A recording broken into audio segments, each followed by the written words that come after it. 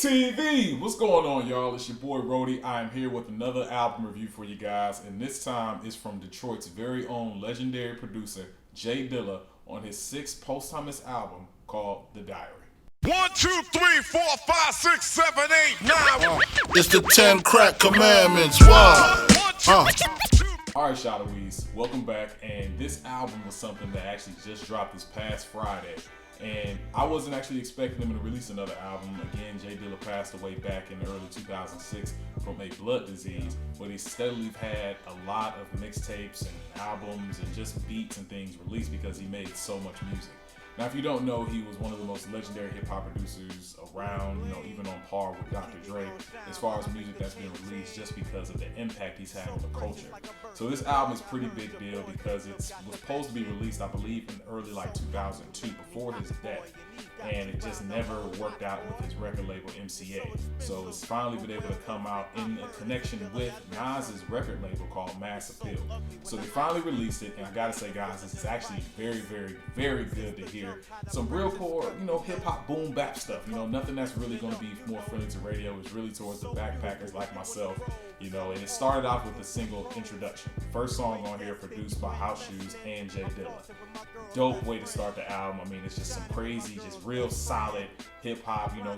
This is the kind of music that you hear when you're on the corner, just nodding your head, you know what I'm saying? It's like, it's that classic Detroit music, and you gotta really love it. And you can really tell a Detroit rapper from any other rapper based on their cadence, kind of like I was saying with Royce the 5'9". The way they interpret rhymes is way different from anybody else, and you definitely like it. But unfortunately, the next two songs don't quite stick for me. Fight Club and the Anthem just didn't sit well with me. The Anthem was okay. It had a kind of Indian sounding beat, just that weird, I don't know what, it's kind of like a little weird horn type sound, and I didn't really enjoy it myself, but the rhymes were dope. That was produced by J Dilla. And Fight Club was the next song behind it, produced by a dude called Wajid. Wasn't that great in my opinion. One of my favorite producers, Nottz, was actually rapping on it, which was nice to hear, but it didn't really do anything for me lyrically. But the next two songs, called The Shining Part 1 and 2, were hands down my favorite beats on the song. The Shining 1 more though than The Shining 2, just because it was really, again, similar to the introduction, hardcore hip hop beat. J Dilla was spitting them rhymes on it, and it was produced by my favorite producer, again, Nottz. This side note, this entire album has some of my most favorite producers of all time. Pete Rock, J Dilla, Bink, High Tech, all these dudes have been producing hip hop since I've started listening to it, and they made an incredible contribution to this album. So a lot of the beats that you guys are hearing me talk about are produced by those guys, and The Shining and The Shining Part 2 were one of those songs.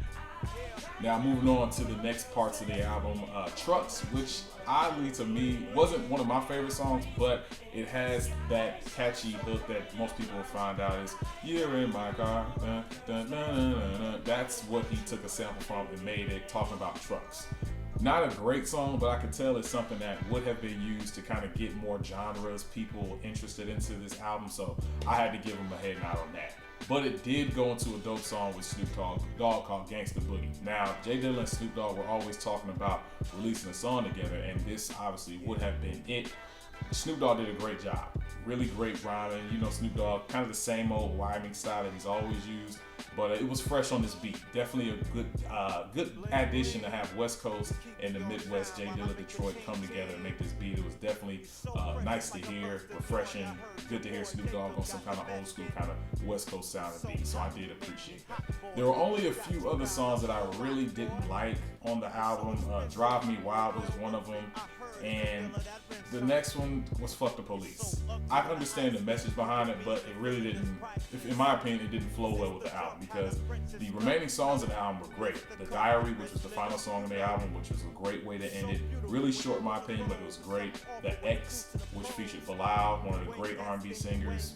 Dope lyrics, great smooth beat, produced by my hands down favorite, Pete Rock.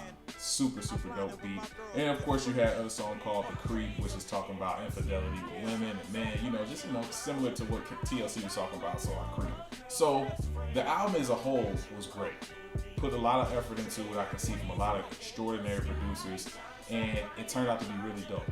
heard J Dilla rapping on here, probably better than most rappers do today, and he still was sounding amazing. The production, putting this all together, it was dope that Nas was able to make this happen and release this.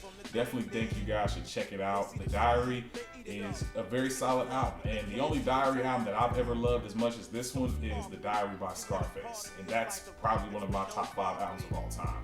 This is definitely an album that is refreshing, great for hip-hop heads and even newer hip-hop people that are not familiar with these artists or these producers, and you can kind of get introduced. So definitely check this out. Let me know down below what you guys think of The Diary by J Dilla. You can even check out his other material as well, man. He's somebody that you want to get to know, because anybody who raps, produces, knows about J Dilla. And if you are a fan of Showdawee TV, you should find out about him too, because it's hip hop knowledge, baby. Y'all let me know what y'all think, man, and I'll see y'all when I see y'all. Showdawee TV out. Your girl's best friend. Ride and blinding with your girl's best friend. Wilding with your girl's best friend.